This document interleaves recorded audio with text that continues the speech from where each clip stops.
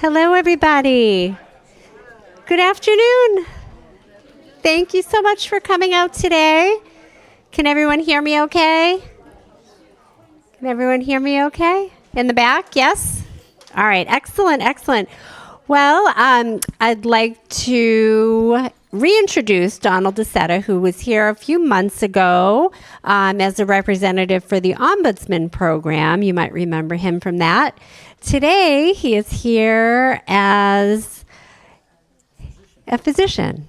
In his former life, he was an immunologist and allergist, and he's going to be sharing information about protecting ourselves from infectious diseases. Thank you, Don. Well, thank you. You're clapping before I even said anything. All right, maybe I'll go home now. Anyway, before I get started, let me just tell you a little bit about my background. I practiced pediatrics for 5 years and then did my training in allergy and immunology. Overall, I practiced for 48 years. After I finished my allergy and immunology training, I started a practice in allergy and immunology in Taunton, and eventually that grew to 3 physicians and a second office here in Norwood. Along the way, I got a master's degree in public health, and I'm a past president of 2 of our state and our Northeast regional allergy organizations. When I retired, as Debbie said, I became a long-term care ombudsman, and my supervisor and I gave a presentation here last spring. If anyone who wasn't here would like to know more about the program or has a loved one in a nursing home who's having some issues and you wonder whether the ombudsman can help, I'll be glad to talk to you about that afterwards. Can you hear me? Now you can hear me. Okay. I'll speak up a little closer to the microphone. So today what I'm going to do is I'm going to divide my talk into 2 parts. I'm going to first talk a little bit about some general recommendations, and then I'm going to spend the majority of my time talking about vaccines. So to begin with, general recommendations. I think that frequent hand washing with soap and water or a hand sanitizer with a high percentage of alcohol is one of the most important things we can do to keep ourselves healthy. And, it's so easy to infect ourselves from our hands because we touch our hands to our face multiple times an hour, oftentimes without even realizing we're doing so. It's just so easy to pick up something. For example, if someone has hepatitis B and they have a little cut in their finger and then they touch a surface, they can leave up to 100,000 virus particles on that one little spot. And those virus particles can last up to 7 days on that surface. So if you come along right after that, and maybe you've got a little hangnail that you picked or a little cut from whatever, and you touch that surface, you've just infected yourself. Okay, so frequent hand washing is important. And with the alcohol, you should use a hand sanitizer that has a high percentage of alcohol. And don't hold me to this, but I think it should be 60% or greater. And the interesting thing about alcohol and how it works is that what it does is it sucks the water out of the cell, the bacteria or virus cell, so that the cell essentially dies from dehydration. So if you use a hand sanitizer, instead of what I frequently find myself doing is rubbing my hands on my pants to dry it, wave your arms back and forth a few times, and let it air dry, and that'll make the alcohol more effective. The second thing I want to talk about is face masks. And obviously we're over the pandemic, and right now the usage of a face mask is really a personal preference. But I want to give you a few things to think about. So, for example, the time of the year and where you are. Now, we know from a study that was done maybe 15 or so years ago that respiratory infections start increasing about 6 weeks after the kids go back to school. It doesn't matter what state, what country, what continent you're on. So it seems to be worldwide. And for us here, that would probably translate into mid to late October, maybe even early November. Second thing is, where are you? So are you at a family picnic in July, let's say, or are you in a hot, crowded conference room in January? A third factor to consider is your state of health. Do you have a medical condition that may make it more difficult for you to handle infection? For example, asthma, COPD, chronic bronchitis, cancer. And then finally, are you taking any medications that can influence the immune system's ability to fight that infection? One of the big things right now that's going on are what's called biologics.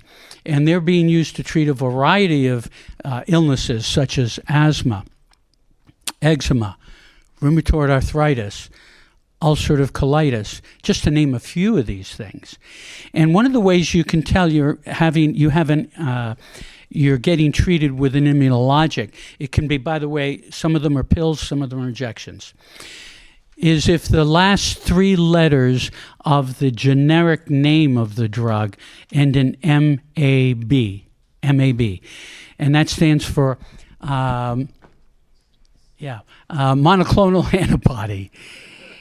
Now, the risk with a monoclonal antibody is probably more theoretical than real, but if you listen to the advertisements on TV, for example, they will always say that there's a risk of an infection with these, and you always know it's with one of these biologics, so just keep that in mind. If you're on cancer chemotherapy, that's going to affect your immune system as well, okay? So think about all those things. Now, what I want to quickly do is just go over the types of masks, going from most effective to least effective. And the most effective, as I think you all know, are the N as in Nancy 95 mask. You're all familiar with the white one that most healthcare professionals wore during the pandemic. I started out using this. I didn't find it very comfortable for a variety of reasons.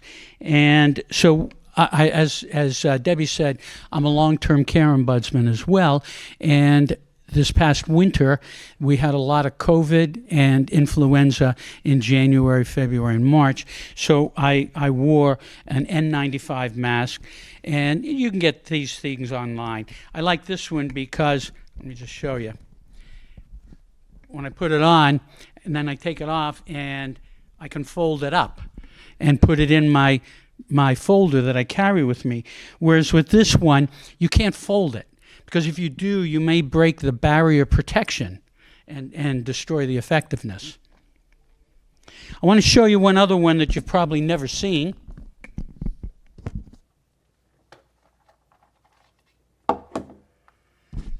And this is the one that I ended up wearing when I saw patients in the office during the pandemic. It's called an ENVO mask, E-N-V-O, ENVO. And you can Google it if you're interested. I call it my Darth Vader mask for obvious reasons. It has, I don't know whether you can see it, but it has this silicone cushion all around the perimeter of it, so that I still have to fit it snugly, but I don't have to fit it tightly because of this cushion. And so if you fit it properly on your face, there's virtually no air that can get in or out of this mask except through the faceplate. I also found it a little easier to breathe with this thing. It comes in its own carrier case as well.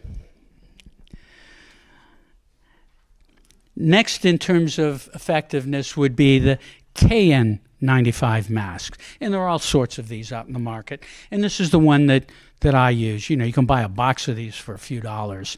I carry it with me when I travel, and I'll wear it on an airplane when I'm flying. But again, I'm not suggesting that you should wear a mask on an airplane. For me, that's my comfort level, okay? And then finally, we have the old standby surgical mask, which still provides some moderate protection. But with all of these, you need to use them properly. So I'm going to put this down a second here. I'm just going to yell here right now. Can you hear me in the back? Okay. So you have to wear them properly. All of them except the Envo have a little nose clip up here. So you have to, when you put it on, you have to clip that nose clip tightly against the bridge of your nose, and it accomplishes two things. It helps to anchor the mask to your face, but it also decreases the amount of air that's coming in or out around this area of your face. Now, I'm sure you've all seen people who wear a mask like this, or this, or this. Now,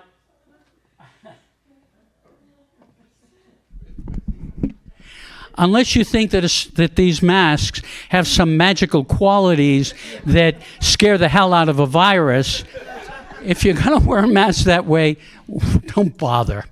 So wear it properly or don't bother. I want to stop there for just a second and ask if there are any questions so far. Okay, so let's...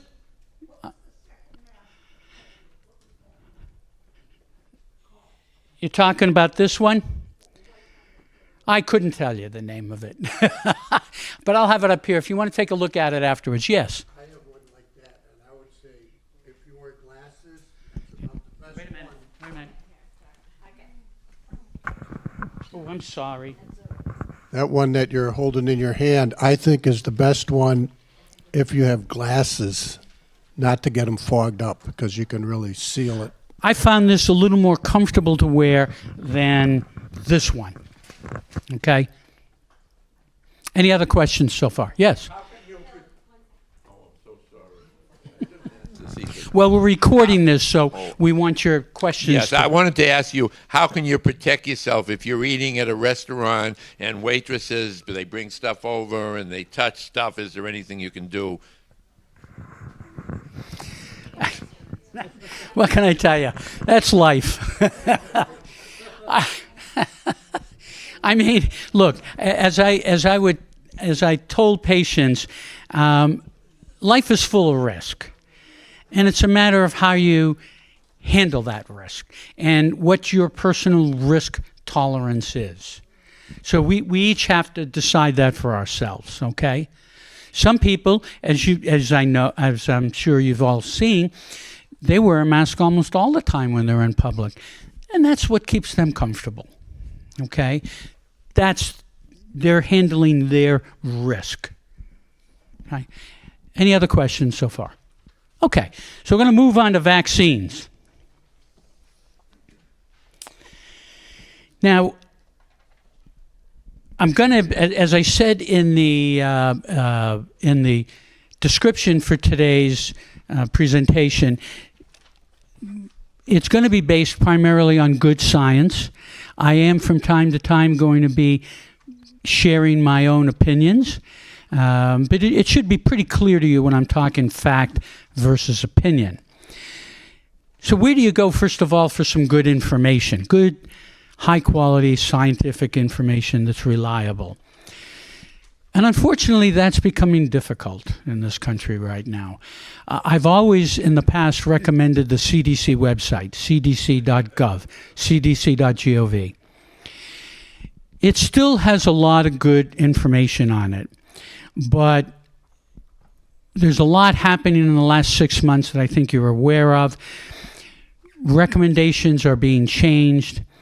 And unfortunately, most of these recommendations are based on the new recommendations are based on one of three things. No science, junk science, which means junk that's dressed up to make it look like science, or politics, or some combination of the three. Now, I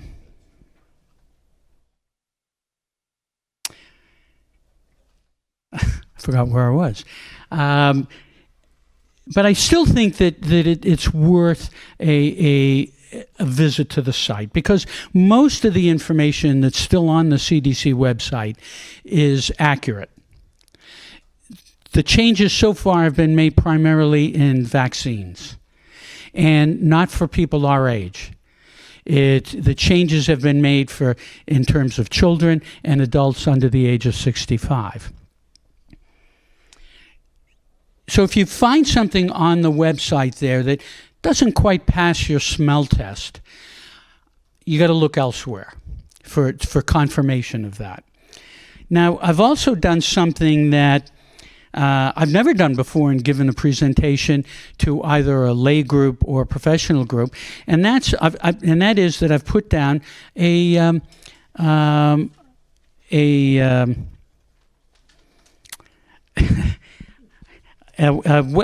website, all of a sudden I'm blanking on the name. It's called a podcast. Thank you. Podcast series. It's called, now the name that's on there, I noticed I made an error. And unfortunately, by the time I found the error, Debbie had already printed out the handouts. So instead of tell me why I should believe you, the site is called Why Should I Trust You?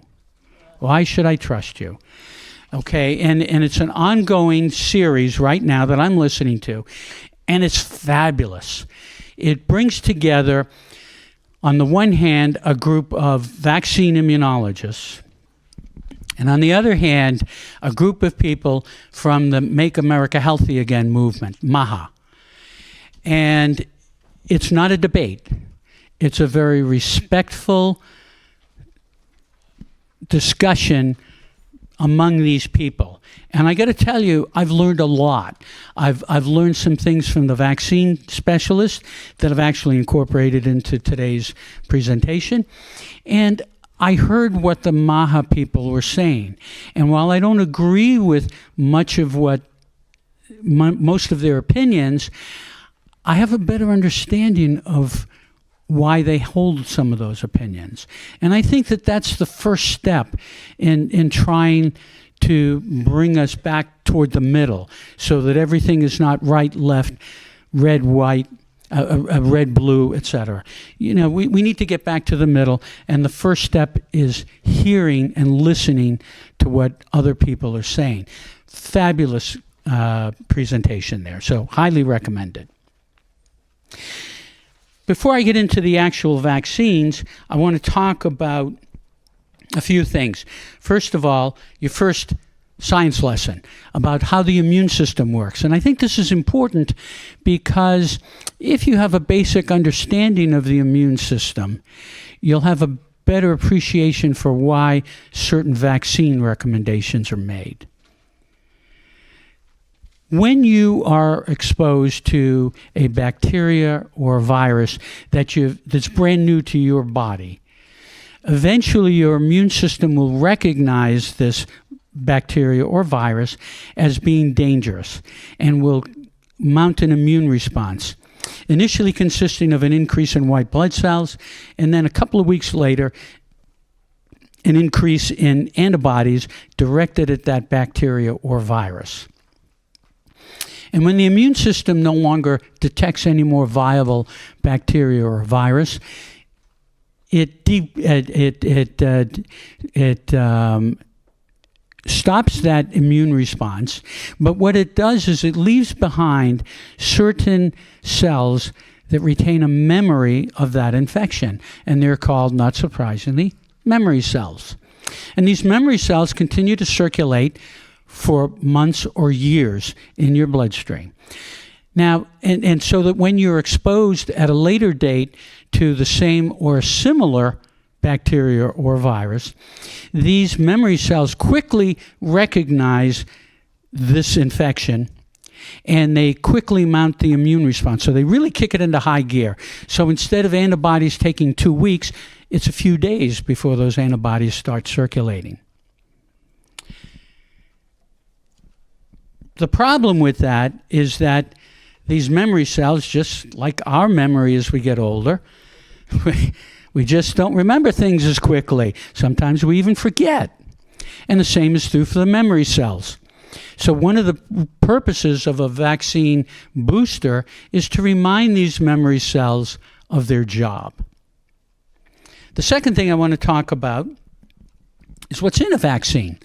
Now, with the exception of the COVID vaccines, all the other current vaccines we have contain one of three things as their primary ingredient: a dead bacteria or virus, a piece of the bacteria or virus that's been shown to trigger the immune response, or what's called a live attenuated virus, which means that the virus is alive, but it's been altered such that even though it's recognized by the immune system, it will not cause the disease, whatever that happens to be. Okay? Now, a lot has been made about side effects of vaccines. Our current Secretary of Health and Human Services, RFK Jr., has said, vaccines have side effects.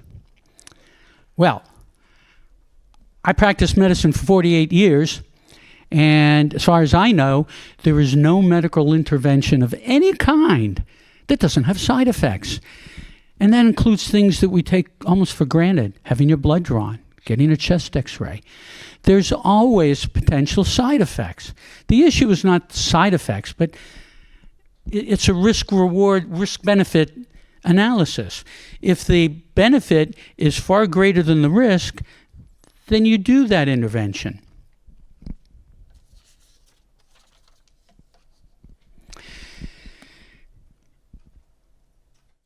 And then finally, I want to talk about the definition of a vaccine. Now, I think that if I said to you, the definition of a vaccine is that it is a medication that prevents an infection, I suspect pretty much everyone here would agree with that definition. Unfortunately, it's incorrect. And that's not your fault. That's our fault for not correcting this misunderstanding. And it's understandable that you would have that misunderstanding based on all the other vaccines we have, for example, polio or measles.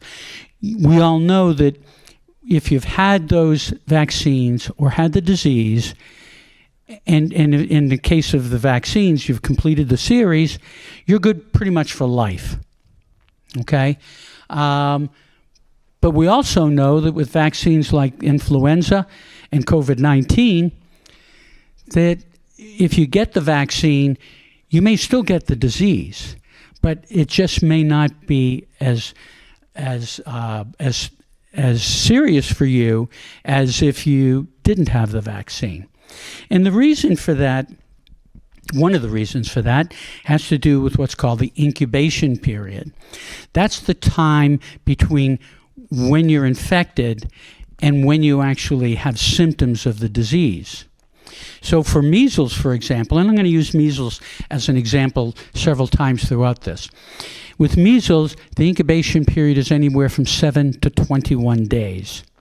So if you've had either measles, the disease, or the measles vaccine, your immune system has at least 7 days to find and destroy those virus particles. So if you've been exposed to measles and you inhale some of those particles, you've been infected. But you're never going to know it because your immune system is going to kill those virus particles before they have enough time to multiply and cause the disease called measles. On the other hand, influenza has an incubation period of 1 to 4 days. 1 day is probably not even enough time for the immune system to recognize the virus. But it starts to, once the immune system recognizes the virus, it starts to kick off the immune response. And it will, hopefully, when you get the disease, it won't be as severe.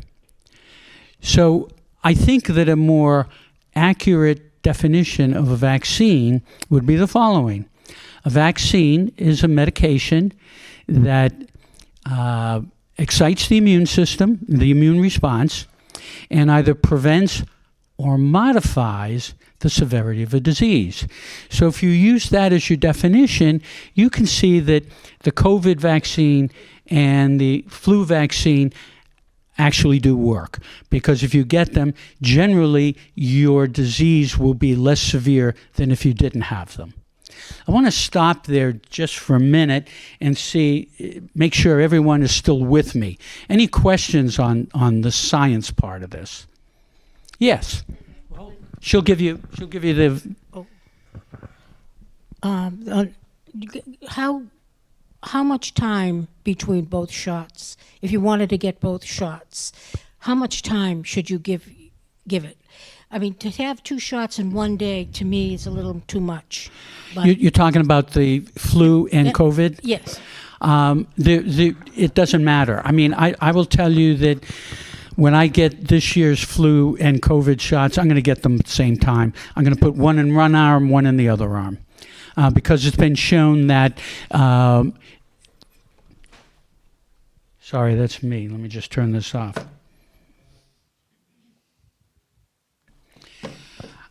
It's been shown that it doesn't matter. So you could do it.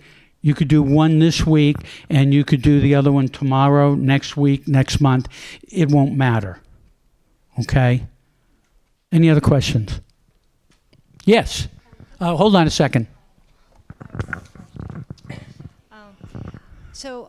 In referencing the flu shot, I heard that Moderna has an mRNA flu shot.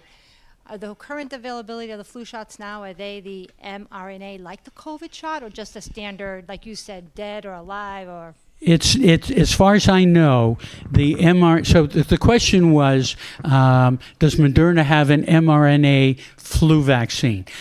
The answer is yes, but, and the but is that it's not available yet. It's in.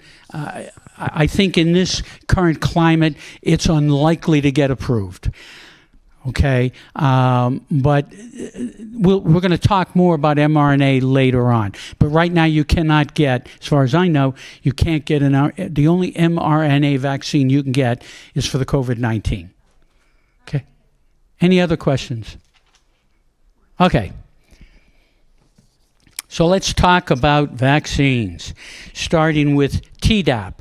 T, tetanus, D, diphtheria, AP, acellular pertussis. Tdap replaces the DPT shots that all our kids got. It's exactly the same except for the P part. P stands for pertussis. Pertussis is whooping cough. The old pertussis vaccine in the DPT had a lot of side effects. And these side effects were so severe that it was contraindicated to give it to an adult. Tdap, however, has far fewer side effects and is appropriate for adults to get as well. And as noted on the sheet, it's every 10 years. Now, I want to give you some reasons to get the Tdap instead of TD, which is tetanus, diphtheria. And that's also recommended every 10 years. You don't hear much about whooping cough, but the last year that I saw where we had good data was 2023, and there were 32,000 cases of whooping cough in the United States. If whooping cough affects a young infant under the age of 6 months, it can be deadly. When I was a pediatrician, I took care of 2 kids who had pertussis, and they were both, I think, under the age of 3 months. One of them died, and the other had permanent severe brain damage. So this is not that's not going to happen in an adult. But obviously, you know, if you were to be having some significant contact with an infant under the age of 6 months who's not fully vaccinated for pertussis, and you are starting with your cough or some sneezing, you can give that infection to that child. And obviously none of us wants to have that on our conscience, that we caused a baby to get pertussis and have these significant problems.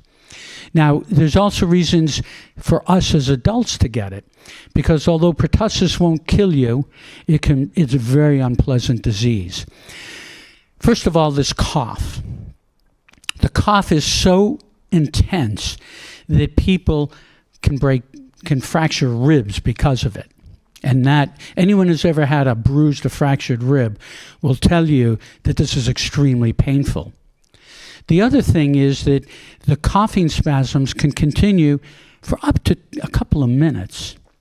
And during that period of time, your brain is not getting enough oxygen so that you could pass out. And I mean, just think of how what would happen if you're walking down a flight of stairs or, God forbid, driving your car when that happens. So get the Tdap. The second thing I want to talk about is the pneumonia vaccine.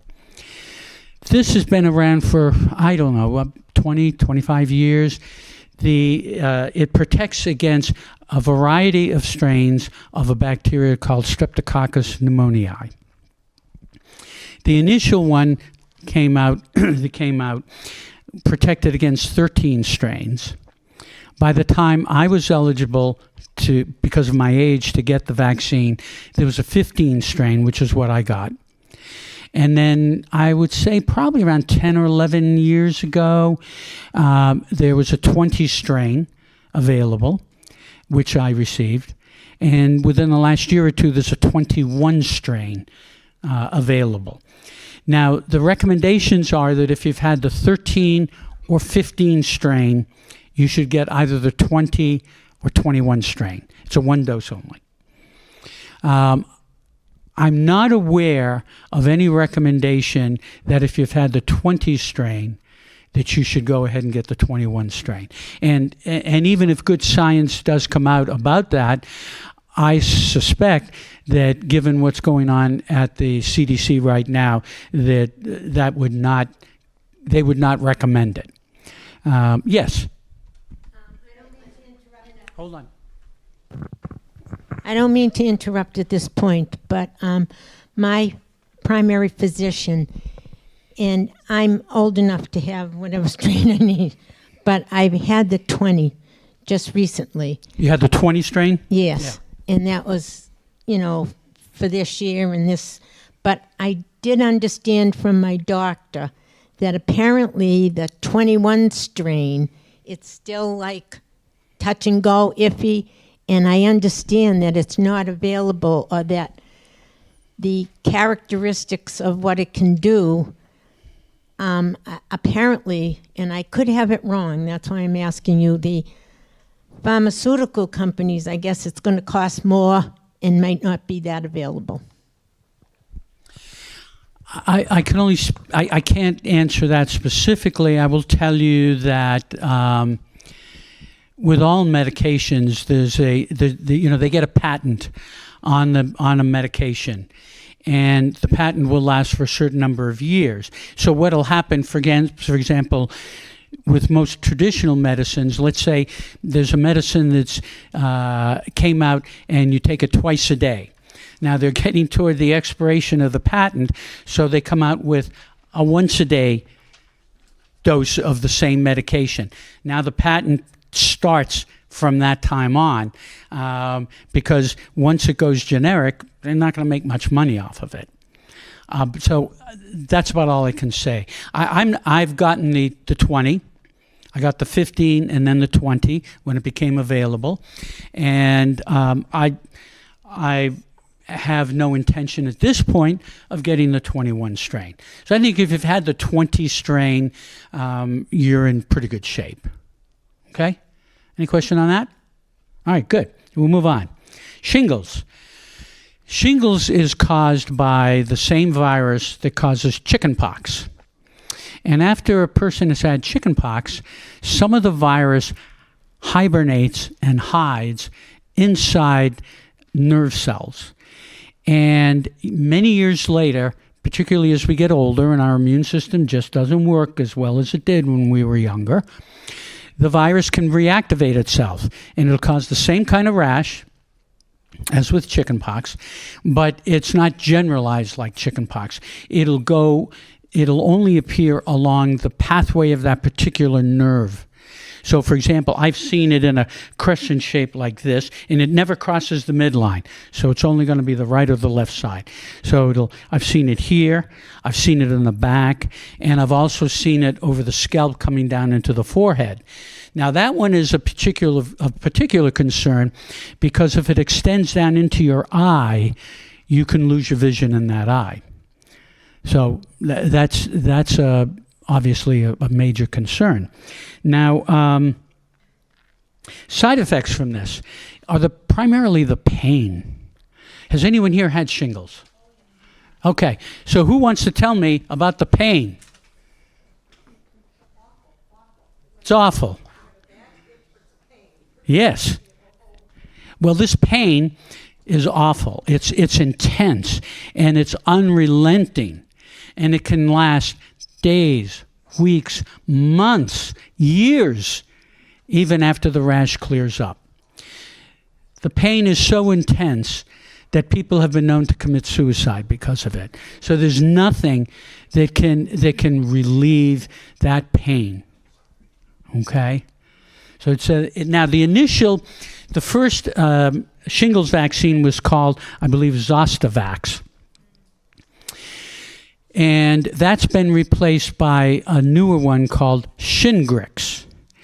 And so if you've had the Zostavax, it is recommended that you get the Shingrix. And the Shingrix is a 2-dose vaccine. Okay. The next one I want to talk about is RSV. RSV stands for respiratory. Yes. Okay, hold on. I did not have shingles, but my husband did. Within a certain number of days or hours, is there still a medication that they give to counteract the illness? Do you mean if you're starting to come down with the shingles already? If it's immediately noticed and you... It's too late. My husband was put on a medication. Well, he may have been put on an antiviral medication. But, this is like the stories we heard of people who were admitted to the hospital because of severe COVID infection, and they want to know if it's too late to get the vaccine. Yes, and the answer to that is yes. Yeah, so they can treat it with an antiviral. But it's within a certain limited time that you have to start it? I believe so. And I can't tell you the number of days, but it's within a few days. And the rash is something that no clinician should ever miss. But before the rash and all happens, people often will, notice some redness and some irritation, and that can make it difficult to diagnose. Yes, you had a question back here. Let me come back to you. The name of the first vaccine was called Zosta. I think it was called Zostavax. And the newer one is Shingrix, Shingrix. And I believe that's the only one that's currently available. I had the first the first shingles shot, and I just am late, and now it's going on 2 years. Get the second one. Okay, thank you. Okay. Any other questions on the shingles shot? Okay. So RSV, respiratory syncytial virus. It can cause anything from a bad cold to severe bronchitis, pneumonia, or even death. It's a one-and-done shot for anyone over the age of 60, and highly recommended. So now we're down to the final two, influenza and COVID. Now we know that at least until quite recently, it was recommended that both be given on a yearly basis. And so you may be wondering why you need to get, let's say, a flu shot every year, whereas with measles, if you've had the vaccine, once you've completed the series, you're done. You're good for life. And there are several reasons for that. And the two that I want to talk to you about are genetic mutations and the antibody response. I'm sure you've probably all heard the term genetic mutations. You may not understand what it is, but all cells mutate. They change their genetic makeup from time to time. And for bacteria and viruses, they change it to try to survive. Measles mutates, but it mutates very slowly, and most of the mutations do not affect the immune system's ability to recognize the measles virus.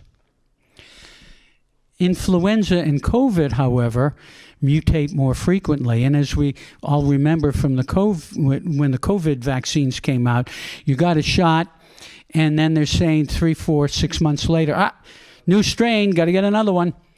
And that's because the virus had mutated to such an extent that the immune system would not see it as a previous infection.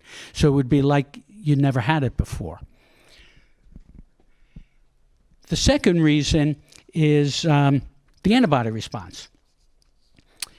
Once you've had the measles vaccine, or had measles, as probably everyone in this room did, there's a very, very strong antibody response, and it's generally lifelong. On the other hand, influenza and COVID are not. The antibody response is much milder, and it starts to the antibody response starts to taper off within several months after either the infection or the vaccine. So that's one of the reasons, for example, you wouldn't want to get a flu shot in June, even if you could get it, even if you could find someone to give it to you. Because if you got it in June, by the following January, when flu is peaking, you're not going to have much in the way of protection. Okay?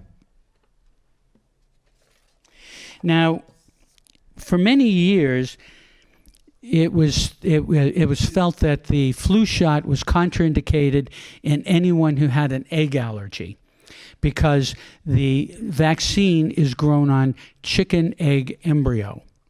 And there was a concern that some of the egg protein could contaminate the vaccine and could cause a severe allergic reaction to anyone who had an egg allergy. About 15 years ago, I think it was 15, could be a little shorter than that, a study was done looking at the vaccine, and they found that the majority of the doses contained 0 egg protein. And of those few lots that do contain some egg protein, the amount is so small that it's felt not enough to trigger the immune response. Now, there is an egg-free flu vaccine. I was talking to Eddie, the pharmacist over at the Big Y, a couple of weeks ago, and he was telling me that I think he said he orders about 20 doses of the egg-free vaccine. And so, if you're bothered, if you're worried about it, you can ask for the egg-free vaccine. But if it's not available, I recommend it to all my patients who had an egg allergy, and we had a lot, obviously being an allergist, we had a lot who did. I told them that this is the only time I've ever told a patient to lie to a healthcare provider. So when you go there and you ask the nurse or the pharmacist says, do you have any food allergies? You can list the others, but don't tell them you have an egg allergy, because they may not want to give you the vaccine. So I tell them, the answer, no, don't have an egg allergy. And if you're worried about it, let's say you're going to get it at the Big Y or one of the other pharmacies that are located in a supermarket. You go there, you get your vaccine, you go do your shopping, and it's going to take you, well, I shop fast. It takes me 20 minutes to get through, but most people, it takes longer than that. But by the time you're finished with your shopping, if you're feeling okay, you just go home. And if you've had a reaction, you just trot back over to the pharmacy and you tell them, and they'll give you a shot of epinephrine, and you're done. You're good for it, okay? And then, so now we're down to the home stretch with COVID-19. And it's time for your second science lesson. If you look at a cell under a normal microscope, you will see that it's composed of two main parts. There's a small nucleus, which is where your DNA resides, that sits in the rest of the cell, which is called the cytoplasm. Now, I think all of you know that the DNA is very important, but you may not know why. You need to think of the DNA like the operating system in your computer. It controls everything. Every single function of your cell and your body is controlled by your DNA. The DNA never leaves the nucleus.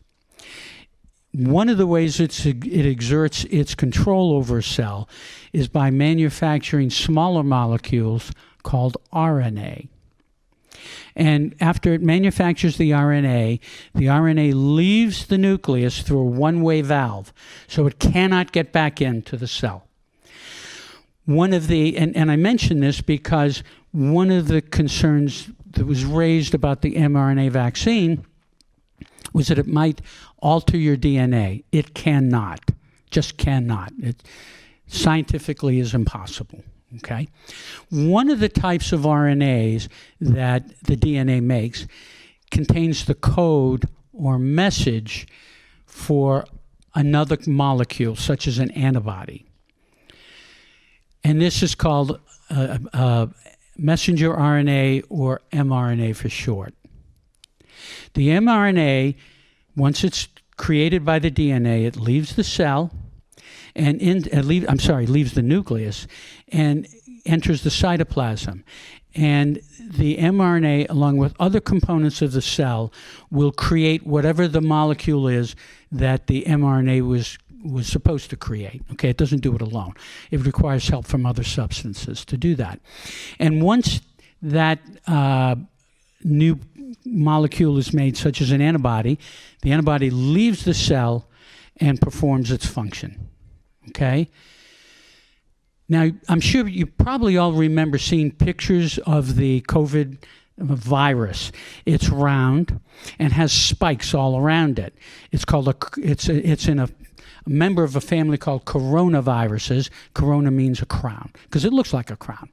And early in the pandemic, it was noted that the immune system was recognizing not the virus, the whole virus, but the proteins in the spike.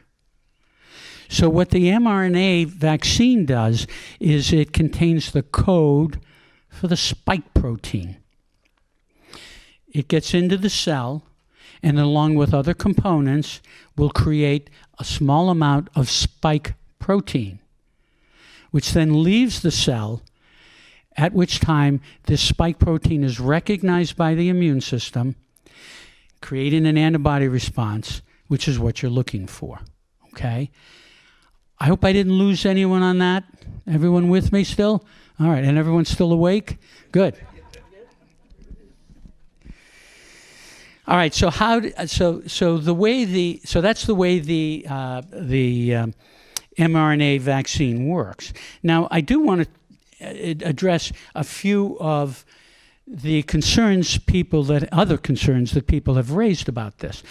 I've read that there was a concern that the vaccine would make you magnetic, or that it contained microchips so that the government or Bill Gates or someone else could monitor you. These are just, not in my wildest dreams would I make up this stuff. These are just flat out lies. And end of that discussion. No, but it's because some of the things sound serious, like mitochondrial disease, 14 people dying. Some of the things they talk about are scary. Like you hear 14 people died, mitochondrial disease, heart disease. Those that you mentioned are silly. We're gonna talk about. That's okay. No. We're going to talk about some of those things. So I want to talk about some of the misinformation that's gone on. One of them is, again, we already talked about it. changing your DNA. It can't do that because the RNA, once it gets into the cytoplasm, cannot go back into the nucleus.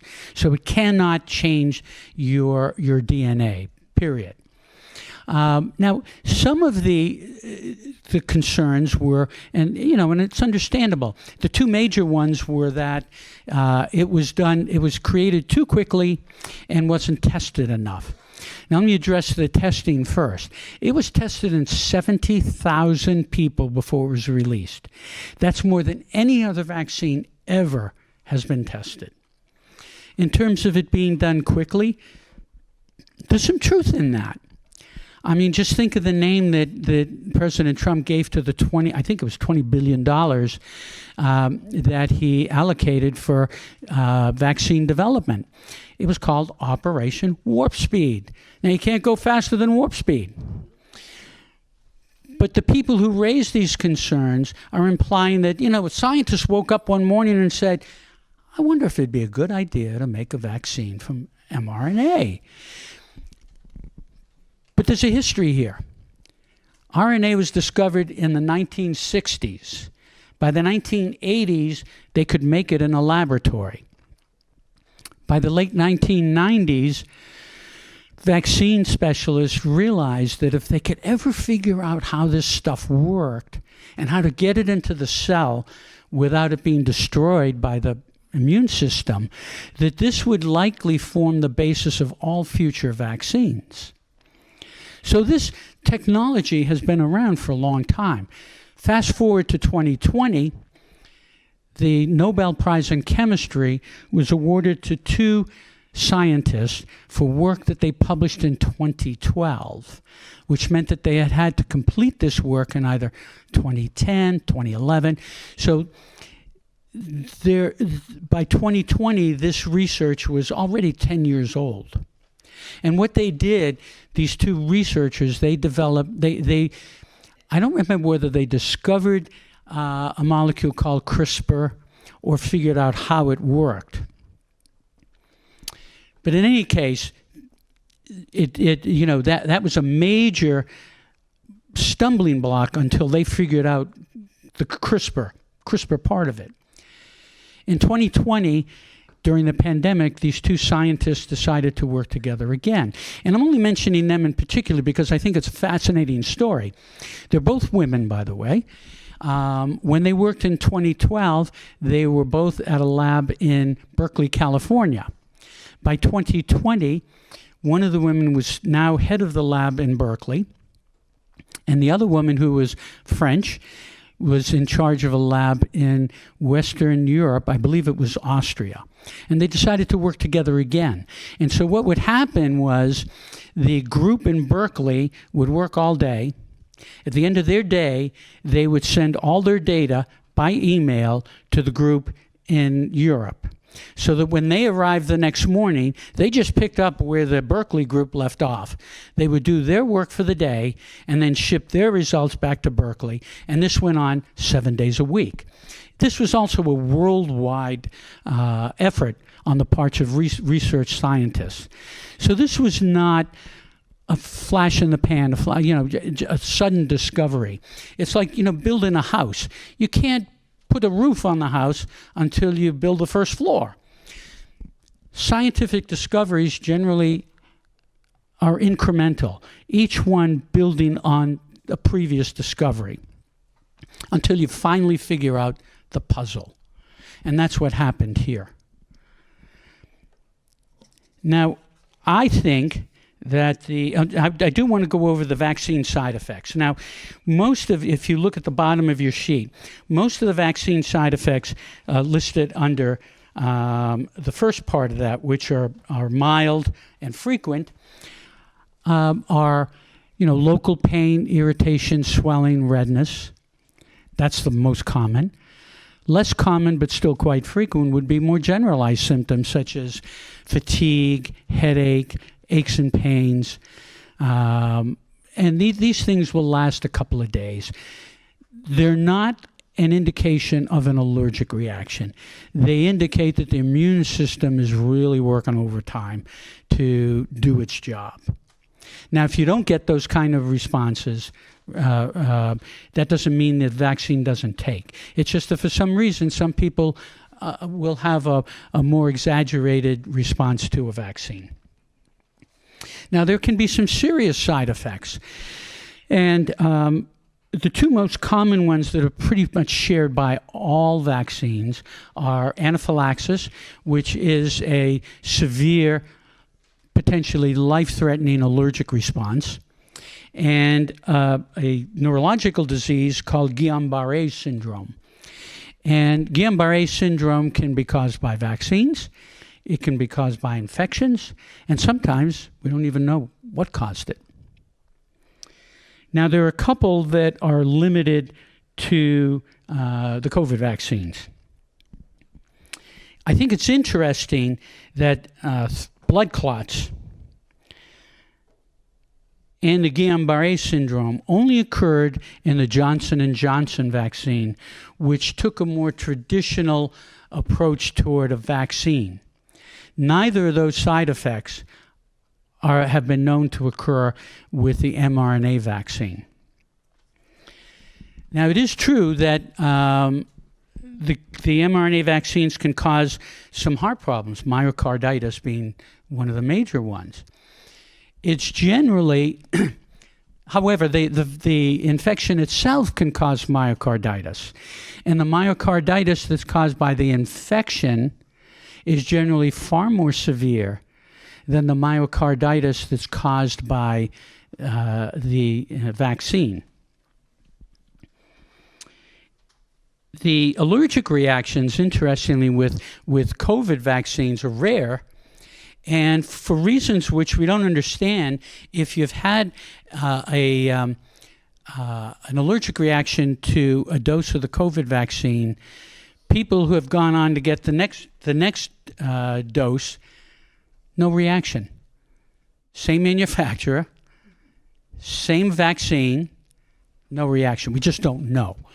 But with all vaccines, whether it's the COVID vaccine, flu vaccine, or any of the others, if you've had an allergic reaction, you can still get later doses of that vaccine. They just need to be given by an allergist, because we have protocols in place that minimize the risk to the person. So it takes usually a couple of hours to give the full dose of the vaccine, but we do it in an incremental fashion so that the allergic response will not occur. I think that the mRNA technology that resulted in the vaccine is likely to be viewed as probably the most important scientific medical advancement, at least in the first half of this century. It's just amazing what has happened. But unfortunately, I think you may be aware, last month Kennedy announced that he was canceling all research, all funding for mRNA vaccine research. And, you know, what's going on in Washington right now, I hate to bring politics into this, but just very briefly, there's such chaos going on in the public health sector. I'm sure you're all aware of what's happened this week with Tylenol. We've got the CDC, we've got the FDA and professional medical organizations saying one thing. We got the CDC, I don't know what they're saying. But then we've got Dr. Trump, who came out on Monday and said something entirely different. I mean, if this isn't confusing for people, my God. So I do want to end, though, on a positive note. We're fortunate, I'll get to you in just one second. We are fortunate to live in a state that has a high vaccination rate. 98% of our population is vaccinated. We have a pretty robust public health system in this state. And we're also quite fortunate to be the home for world-renowned scientific and medical institutions. So all of those things are likely to immunize us, if you will, to some extent from the craziness that's going on in the rest of the country. And I hope that that continues. So with that, I'm going to stop. Let me ask you, you raised your hand for a question. Could you address the, I've recently heard of a Novavax, which is a new... I honestly, I don't have any information on that.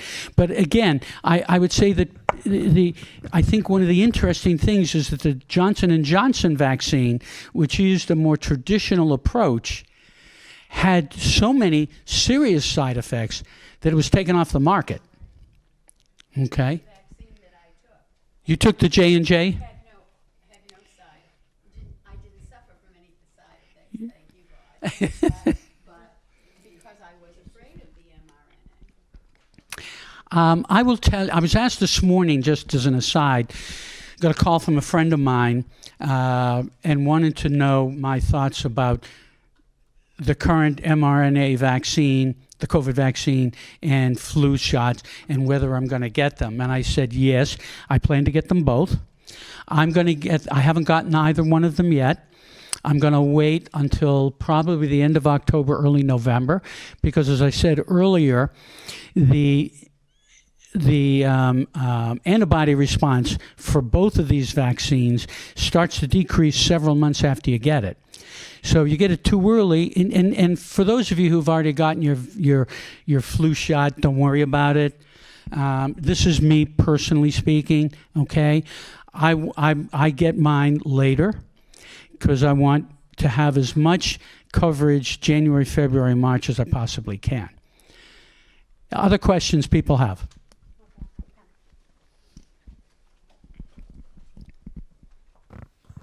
Actually, I have two requests. From a long practicing physician with many good background information, I would like to say that I used to take care of mothers and babies. Now I'm taking care of the grandparents of those mothers and babies. And we all have close contact with newborns. I'm sorry, with newborns? Yes. Okay. So a lot of us do. Some of us, they're teenagers and we have them.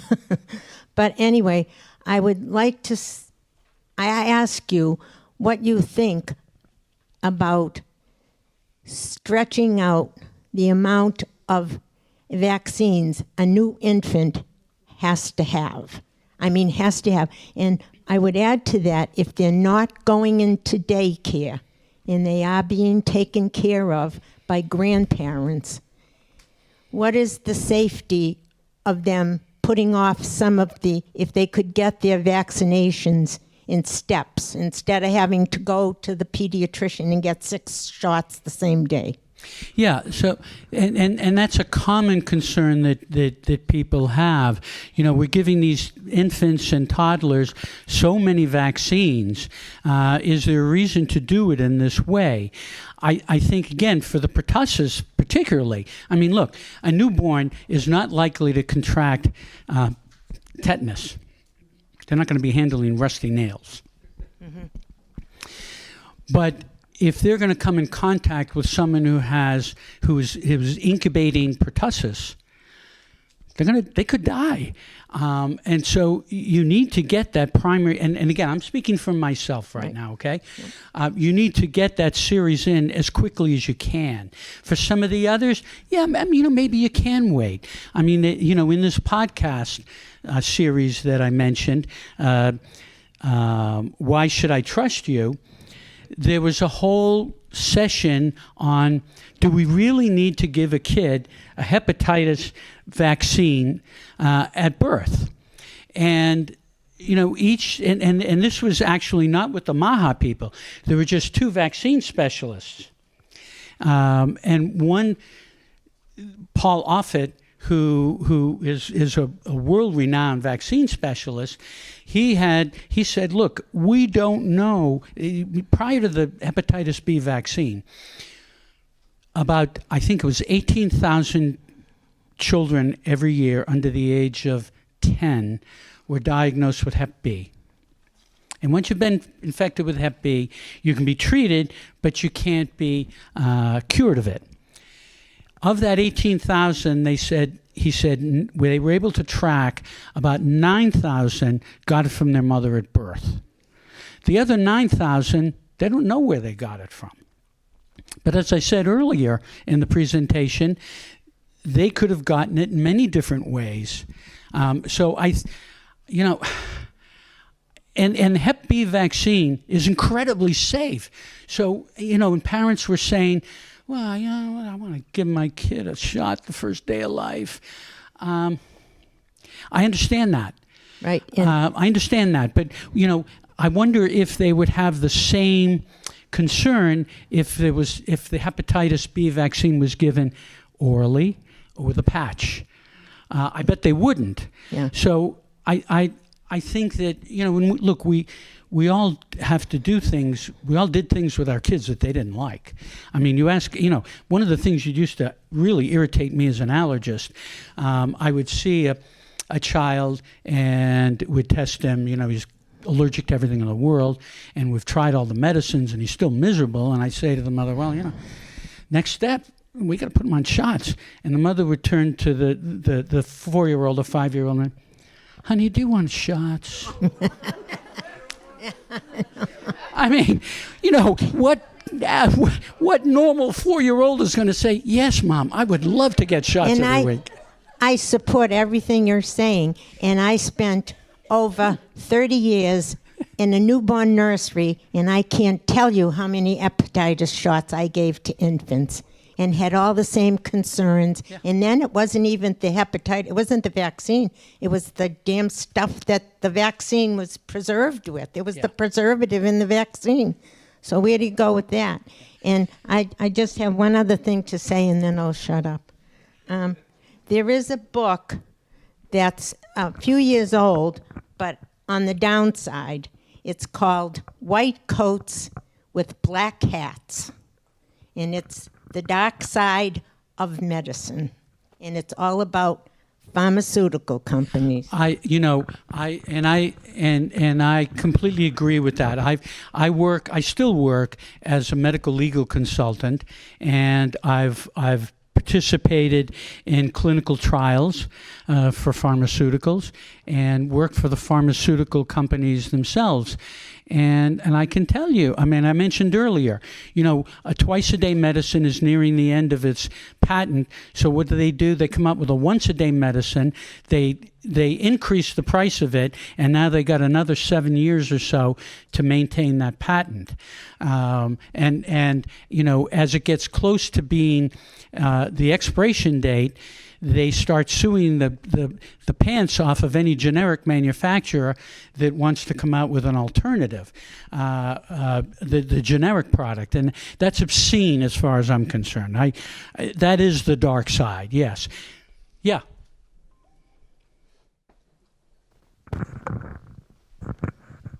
I have a question. Is there a central depository that keeps track of your vaccines? I'm sure I had the flu shot at my doctor another year. Oh, go to CVS to get it. Oh, maybe I went to the Big Y. I'm supposed to remember every 10 years to get this other vaccine, or, did I get the shingles and the one with the Z, or did I get both? Is there some place you can look? Yes. It's for vaccines, I'm looking on my phone for my thing. I think if you just Google Massachusetts Vaccine Registry or something to that effect, you can sign into your vaccines. So it'll ask you some identifying information, and it's all listed there. Now, that depends upon one thing, the human factor, and that is, did the pharmacist or the physician or nurse report it? So you can go there and find out. So some of the early vaccines won't be on there, but I think that pharmacists in particular are pretty darn good about putting that information into the repository in Massachusetts. I think it's called Massachusetts Vaccine Registry, but if you Google something like that, it'll come up. Eddie is very good. I'm sorry? Eddie, the pharmacist. Yes. Yes. Eddie told me, in fact, that the gentleman had said Eddie, the pharmacist over the Big Y, is very good. Eddie, and I asked him, I said, well, one time, I said, why can't I find some of my old vaccines on there? He said, because the doc just didn't bother to note it. I've been trying to find the podcast that you were suggesting. If you want to, anyone who doesn't use or not sure how to get this podcast, why don't you just see me afterwards? I'll show you how to do it. Well, Very simple. I think the words It's quite called. right yet. That's because I can't. Again, the proper, it's called Why Should I Trust You? Why should I trust you? Talk to me afterwards, and I'll show you how to get it. Sure, wait a minute, I'll bring this over here. Wait, hold on. This is, I think, me hoping you're going to say no. But is there an age where you don't have to get the, what am I thinking about? Where you get the bad disease? Which disease? Pertussis? No. You know, the double shot? Oh, shingles. Shingles. Is there a time? I'm 83. Do I really need it? Talk to the person back, the lady back there. Oh, Talk to the lady back there who had the pain. Now it's one thing if you're going to get the shingles and the pain is going to be gone in a week or two, but for a subset of those individuals, as I said, the pain can go on for months or years.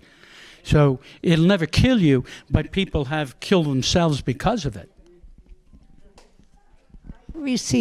I remember receiving for shingles vaccine 2 different times. I had to get the shot. Does that mean I had the Shingrix? You had the Shingrix. Okay. Any other? You found the which one? Yeah, My Vax Records is what it's called. Mass.gov. Thank And you. by the way, I just wanted to report to you that I did go see Eddie, the pharmacist, and it's contrary to what you told me. Eddie told me you cannot mix the COVID Pfizer shot with the flu shot. So he said, what do you want first? So I said, give me the COVID. I hope the COVID has like a longer memory, but he said, come back in 3 or 4 weeks. Do not mix them. But that's from Eddie, the pharmacist. I trust Eddie. Eddie, I tell you, is a great pharmacist, and he's more knowledgeable, I think, than many pharmacists. But I would, yeah. No, I didn't say everything. Let me just finish what Eddie said. If I need the microphone, or can I scream? There's good reason I just finished, and I'm sorry. I didn't talk completely. What Eddie said is, you want the Pfizer or the Moderna. If you have the Pfizer, you have to wait 3 weeks. Then I would trust what he said. said. If you have the Moderna, then you can take them together. Okay. So if she had them together, she must have had the Moderna. But that's the full explanation. And that's why we have good pharmacists like him, because physicians, we generally, although we use medicines all the time, we generally don't know a whole lot about medicines. I think at that point, let's stop. If anyone has any additional questions, I'll be glad to hang around for a few minutes.